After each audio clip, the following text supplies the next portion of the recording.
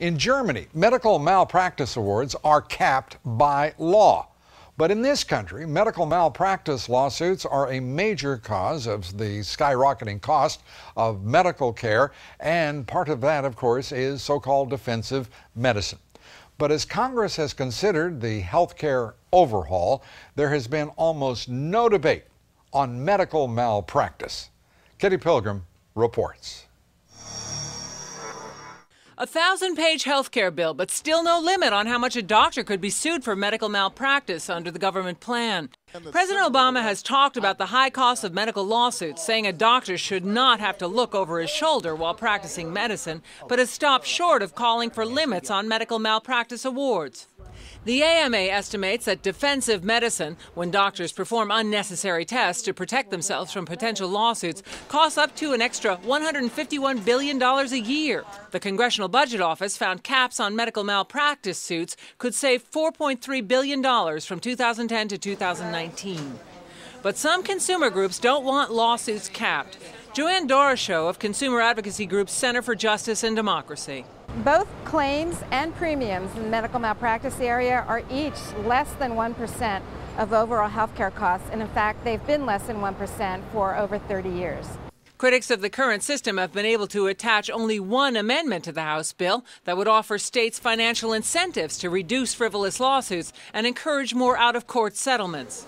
Congressman Michael Burgess says Congress needs to do more. If you're going to talk about major structural health care reform in this country, you've got to include something that deals with the problem with medical liability. So what's absolutely unclear in the bill that we have before us, what will happen is doctors will continue to be sued just as they are now. Congressman Burgess tried to attach a limit on medical malpractice awards against doctors in the health care bill last week, but it was defeated.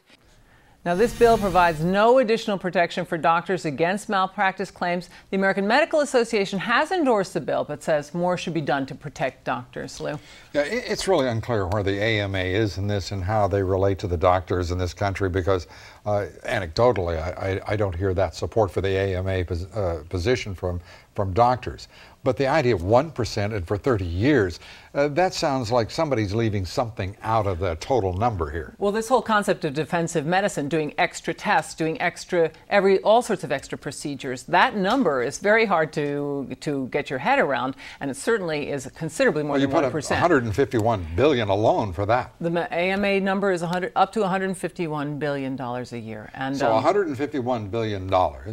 And no discussion in Congress or by this administration, other than the fact the president said there will be no capping of malpractice claims. You know, part of the discussion we had today with lawmakers is that many people wanted to leave this out because it's so controversial. They actually wanted to leave it out of the bill. But how do you address this? How do you address health care reform in a bill that doesn't take this on? This is one of the major issues. Well, as we were going to report here through this week and the weeks ahead, there's a lot that's been left out, and a lot of this has not been discussed by this administration, or Congress, and I'm including both Republican and Democratic parties in that.